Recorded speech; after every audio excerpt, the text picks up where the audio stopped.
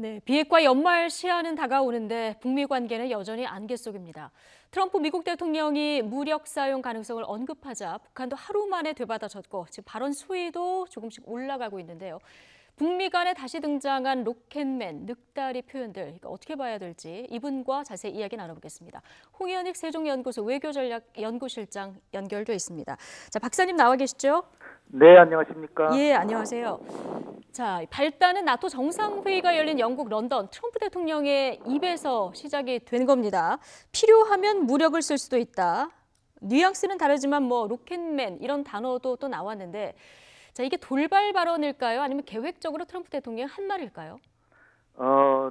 북한이 계속적으로 단거리 발사체들을 이제 발사하는데 네. 미국 내부에서는 분위기가 안 좋을 거잖아요. 그렇죠. 그런 상황에서 지금까지 이제 발언을 자제해 왔는데 이것을 작정하고 뭐 했다기보다는 기자가 물어보는 말에 대답을 하면서 이 미국 국민들을 향해서 네. 내가 다 대책이 있다.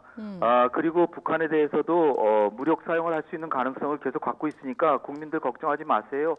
이런 미국 국민들에게 한 얘기라고 이제 보고요. 네. 그런데 이제 이게 단순히 김정은이 로켓을 쏘는 걸 좋아해서 나는 로켓맨이라고 부른다. 그래서 이제 아주 좀 조롱하는 투로 마치 이제 초강대국 지도자로서 약소국 지도자에 대해서 이렇게 좀 미국인들의 자존심을 세워주는 그런 측면에서 얘기를 하면서도 김정은에 대한 신뢰가 있고 좋은 관계를 갖고 있다. 이렇게 했기 때문에 김정은을 조롱하는 데 초점이 있는 게 아니라 미국 정부로서도 북한의 단거리 발사체에 대한 대응책이 있는 것이다. 예. 그러니까 다분히 원론적이지만 지금 연말까지 이제 북한이 시한을 줘서 긴장이 이제 고조되고 있는 상황에서 한 얘기이기 때문에 예. 이 발언을 이제 주목하는 거고 또 네. 바로 북한이 여기에 대응해서 또 네. 발언을 했기 때문에 예. 더 주목되는 것입니다. 그렇죠. 국내적 메시지임을 좀 주목해서 들으면 된다라고 말씀을 해주셨는데, 자, 북한 반응도 즉각적으로 나왔습니다. 북한군 총참모장 무력 사용은 미국의 특권이 아니다 이런 얘기를 했고요. 북미 협상을 주도하는 최선희 외무성 제1부상도 트럼프 대통령의 발언들 불쾌하다 이런 그 얘기를 했는데, 자, 주목할 만한 게 둘 다 이 담화가 심야에 나왔습니다. 어떤 의미가 있을까요? 네. 먼저 바로 나온 게 이제 북한 인민군 총참모장인데요. 네.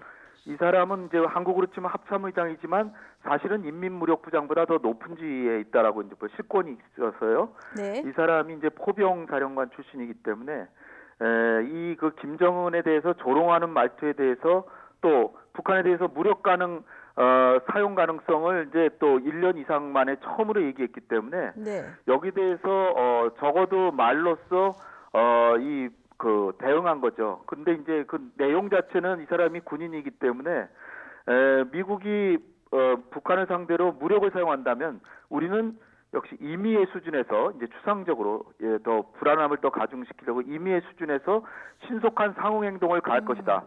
네. 그리고 그것은 미국에게 끔찍한 결과가 될 것이다. 뭐 이런 식으로 얘기를 했거든요. 예. 그러니까 전혀 지금 밀리지 않겠다는 거고요. 지금 예. 북미 간에는 미국은 대화를 하자는 거고 북한은 미국의 태도를 봐서 새로운 계산법을 갖고 있으면 대화하겠지만 그렇지 않으면 대화를 안 하겠다. 오히려 네. 협상을 재개하는 데 있어서 북한이 더 우위에 있다 이렇게 내세웠는데 예. 이 발언이 이제 조금 셌다고 생각했는지 최선희가 이제 어저께 밤에 또 다시 얘기를 했는데 여기는 이제 우리 자기들 지도자에 대해서 이렇게 희롱하는 듯한 조롱하는 비유를 한 것에 대해서 우리 인민들은 분노하고 있다 뭐 이렇게 예. 얘기를 하면서 예. 이게 과연 우발적으로 잘못 헛나온 발언이라면 넘어가겠지만 예. 이게 의도된 것이라면 우리도 미국에 대해서 맞대응 폭언을 시작할 것이다. 네. 근데 여기서 놀라운 게 네. 맞대응 행동을 하는 게 아니라 폭언을 하겠다 그랬어요. 그 얘기는 지금 미국하고 대화를 하겠다는 얘기를 돌려서 한 거나 다름이 없다. 왜냐하면은 또다시 김정은을 조롱해도 북한도 트럼프에 대해서 조롱만 하겠다 이런 얘기거든요. 예. 그 얘기는 어떻게 보면 외교관으로서 대화를 해야 되는데 왜 셈법을 바꿔서 빨리 나오지 왜 안 나오느냐 이걸 돌려서 한 것이고요. 예. 그다음에 이제 북한 시간으로 밤 10시쯤에 계속 얘기를 해요.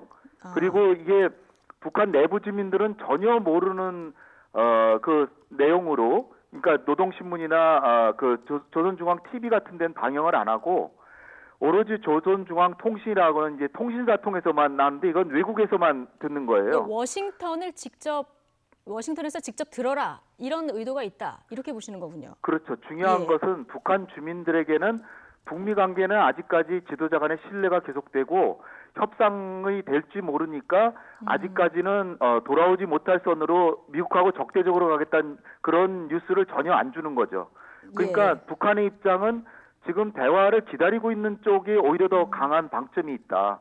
그러면서도 김정은이 군말을 타고 백두산을 가고 이런 거는 예. 미국한테 셈법을 바꾸라는 압박이지 대화를 안 하겠다는 건 아니라고 봅니다. 알겠습니다. 어제 최선희 부상의 발언들이라던가 김정은 위원장의 행보를 봤을 때 이거는 대화의 여지를 남겨둔 부분이 있다 이런 해석을 해주셨는데요. 네. 그런데 어쨌든 지금 미국에서 새로운 셈법은 안 나오고 있고요. 양쪽 다 뭐 발언을 좀 자제를 하고는 있습니다만 로켓맨도 나오고 늑다리도 또 나오는 이런 상황이거든요. 이게 이제 협상을 조금 본인 쪽에 유리하기 위해서 하는 신경전 선에서만 저희가 해석을 하면 될까요? 아니면 실제로 조금 긴장이 높아지는 거라고 봐야 될까요? 트럼프는 국내 여론이라든지 자기의 탄핵 국면 그런 걸 감안하고 미국의 초강대국으로서의 자존심을 생각해서 지금 사실 머릿속으로는 조금 좀 양보적으로라도 네. 타협을 하려고 생각은 하고 있어도 예. 적절한 시점을 찾고 있는 것 같고요. 그러나 이제 북한은 협상 수단이 오로지 핵밖에 없기 때문에 그야말로 미국이 조금 태도를 바꾸지 않으면 많이는 아니더라도 그 북한의 입장을 좀 고려해서 상호주의적 입장으로 뭔가 태도를 바꾼다면 또 제재를 일부 완화해줄 의사를 표명한다면 네. 대화에 나오려고 하는데 서로 간에 지금 그 트럼프는 국내 정치용으로 쓰는 거고요. 예. 김정은은 그야말로 자기 정권의 생존을 위해서 주민들의 의사와는 상관없이 권력 게임을 하고 있는 거다 이렇게 보여지는데요. 예. 제가 볼 때는 1990년대 초반부터 북핵 문제를 봐온 입장에서 보면 지금 약간 긴장이 오히려 조금 더 고조되면 대화 기회는 생긴다 전 봅니다. 긴장이 아직은 고조될수록 정면 대결 국면은 그렇군요. 아직은 아니거든요. 예, 알겠습니다. 지금 예. 큰일 나겠다 이런 상황이 됐을 때 오히려 대화가 되지 않을까 전 봅니다. 오히려 긴장 수위가 높아질 때 대화의 물꼬가 터진다 이런 얘기를 네, 해주셨는데 거의 그쪽으로 가고 있습니다. 예. 자, 그런데 그냥 이게 드러난 상황만 보면 지금 미 국무부 말고 국방부 고위 관리가 또 이런 얘기를 했습니다. 대북 군사적 옵션은 결코 철회된 적이 없다. 이런 얘기를 해서 자칫 뭐 2017년 같은 분위기로 돌아가는 거 아니냐. 일각에서는 이런 우려도 나오는데요. 이 부분은 어떻게 보십니까? 네, 이분이 이제 국방부의 동아시아 담당 부차관보 예. 하이노 클링크라는 사람인데요. 이 사람은 이제 국방부를 대변하기 때문에 다분히 이제 원론적인 얘기했지만 지금 시점이 그 북미 간의 긴장이 고조되는 국면이 돼서 우리가 이제 주목하는데요. 네. 군사적 옵션은 결코 철회된 적이 없다. 그게 워낙 다 아주 원론적인 겁니다. 군사적 옵션이 철회되면 국방부가 있을 필요가 없겠죠. 그러나 이제 또 그 뒤에 나온 얘기가 국무부 외교관들이 일을 할 수 있도록 공간을 제공하는 게 국방부의 임무다. 예. 그러면서도 상황이 바뀌어서 우리의 대응이 달라지고 국무부의 주도가 어떤 특정한 효과를 못 본다면 우리가 나설 때가 올지도 모른다. 네. 그때가 되면은 우리가 이제 그 무력 사용이 가능한다는 걸 아주 추상적으로 얘기를 하면서 이 그 국방부 관료로서의 이제 발언을 한 것이라고 보고요. 또 하나 이제 주목되는 게 한미 공중연합훈련을 취소한 것이 아니라 연기한 것이다. 그 따라서 언제든지 예. 할 수도 있다. 그러나 이건 국방부 고위 관료로서 한 얘기고 북한을 의도적으로 자극했다라고 보기는 좀 어려울 것 같습니다. 그렇군요. 어쨌든 박정천 발언이라던가 하이노 클라크 발언은 군인으로서의 어떤 원론적 발언 정도로 저희가 이해하면 되겠군요. 최선희 발언이 제일 중요하고요. 최선희는 네. 그야말로 김정은의 분신처럼 지금 대변하고 있거든요. 그리고 실무 근데 이제 협상에 맞대응 폭언을 하겠다. 이거는 저한테는 좀 실소를 자아내는데요. 네네. 북한이 지금까지 해온 그 강경한 자세에 비하면 상당히 외교적으로 뭔가 해보자 하는 어떻게 보면은 트럼프 대통령 제발 좀 고집 좀 그만 부리고 새로운 세법 좀 가지고 나오세요. 이런 예. 얘기라고 좀 봅니다. 예, 나토 정상회의에서 트럼프 대통령이 한 발언에서 시작된 북미 간의 이제 말 얘기 나눠봤고, 이 트럼프 대통령 나토 정상회의에서 보였던 행보도 또 하나 주목이 되는 부분이 있습니다. 회원국들 중 방위비를 GDP 2% 이상 낸 정상들에게만 따로 오찬 자리를 가졌어요. 이 모습은 어떻게 보십니까? 사실 유럽이 소련이 해체된 이후에 예. 군사 안보 위협이 굉장히 줄었잖아요. 네. 러시아가 사실 서유럽을 아주 군사적으로 위협하고 있지는 않거든요. 그런데 이제 미국으로서는 우리나라도 아니고 유럽에 가서 나토군 사령관도 해주면서 방위를 많이 담당하고 있는데 예. 당신들은 너무 국방비를 줄였다. GDP의 1% 내외입니다. 대부분. 이를테면 독일은 1.4%, 프랑스가 좀 그래도 많은 편이라서 1.8%, 이태리 1.2%, 스페인 0.9%거든요. 그래서 네. 특히 강대국일수록 영국을 제외하고는 다 1% 초반 수준이기 때문에 예. 트럼프로서는 좀 나눠서 하자. 이거 우리하고는 다른 문제예요. 우리는 2.6%에서 3% 쪽으로 가고 있어요. GDP 대비하면 우리가 유럽보다 2배 이상 쓰고 있는 거죠.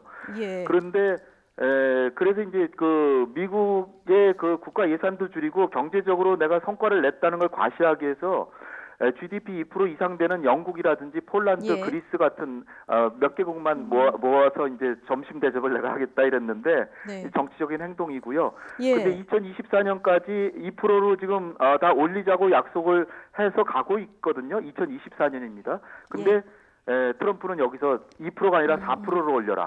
예. 미국도 지금 3.6%인데 네. 그렇게 되면 미국보다 더 올려라 이건데 마치 우리한테 방위 분담을 5배 올려달라고 하는 거나 비슷한 상황입니다. 그러니까 지금 우리나라하고도 방위비 협상 진행 중인데 좀 연말 타결은 어렵다. 앞서 이런 소식도 전해드렸거든요. 네.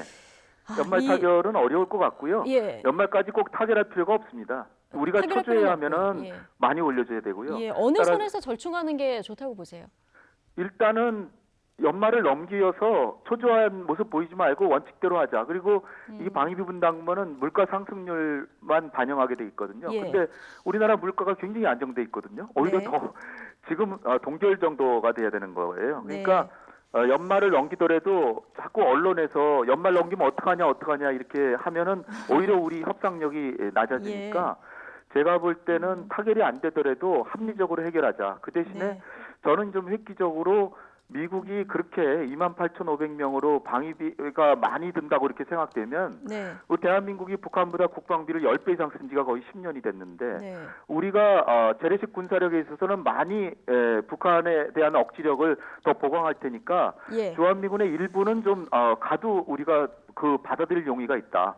이러면은 미국은 완전히 새로운 패러다임에서 다시 생각하게 되거든요. 알겠습니다. 트럼프가 오히려 철수를 카드로 쓰는데 우리가 카드로 써야 됩니다. 오히려. 그렇군요. 철수가 아니라 근데 철수를 요구하면 안 되고 네. 일부 감축은 우리가 요구할 수 있다 그러고 봅니다. 전체적으로는 좀 여유 있는 마음으로 협상에 임하는 게 좋겠다 이런 말씀으로 들립니다. 그럼요. 초조할 필요 전혀 없습니다. 알겠습니다.